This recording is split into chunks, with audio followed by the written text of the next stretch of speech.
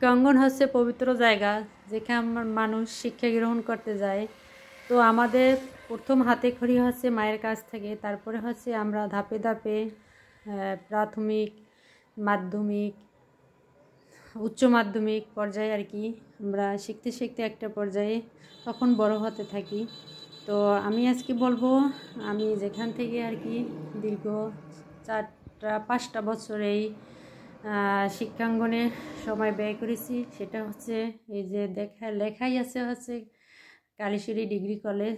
তো আসলে এই কলেজে আমি মায়া কখনো ভুলতে পারি না। আর যখনই আমার রাস্তার পাশ দিয়ে হেঁটে যাই তখনই আমার স্মৃতিগুলো বারবার টেনে নিয়ে যায়।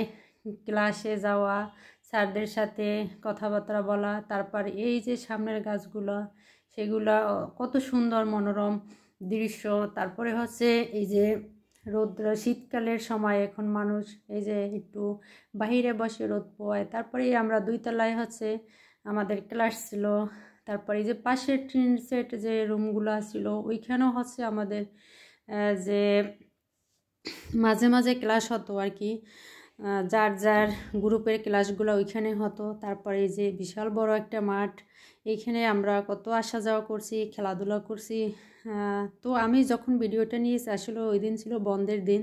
তো ওই দিন সব শিক্ষা কার্যক্রম বন্ধ ছিল, মাঠটাও খোলা ছিল, তাই একটু ভিডিও করতেও সুবিধা হয়েছিল। আর যেহেতু আমি বাড়িতে গেছিলাম তো ওই আসার সময় আর কি ওই ফাঁকেই আমি একটু ভিডিও করে নিলাম। তো আসলে এখানের মায়া ভালোবাসা সব কিছুই আমার সাথে জড়িত রয়েছে।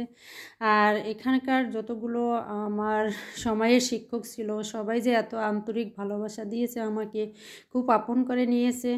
আর আমাকে এতিম বলে সবাই অনেক ভালোবাসা দিয়েছে, যেহেতু আমার বাবা ছিল না। আর তাদের মাধ্যমেই কিন্তু আমি ভালো রেজাল্ট করতে পেরেছি, তাদের সহযোগিতার মাধ্যমে মাশাআল্লাহ। যাই হোক, কিন্তু দুঃখের বিষয় একটা থেকেই গেল, সেটা হচ্ছে আমি ডিগ্রি পাস করেও কিন্তু আজ পর্যন্ত কোনো চাকরি করতে পারি নাই। সেটা হচ্ছে আমার ব্যর্থতা। কারণ হচ্ছে আমি অনেক চাকরির জন্য অ্যাপ্লাই করেছি কিন্তু করতে পারি না। এরপর হচ্ছে আমার বিবাহিত জীবন শুরু হয়, সেখানেও আমি এসে সফলতার হাত দেখি নেই আর কি। তো আজকের মতো ভিডিও, ভালো থাকবেন সবাই।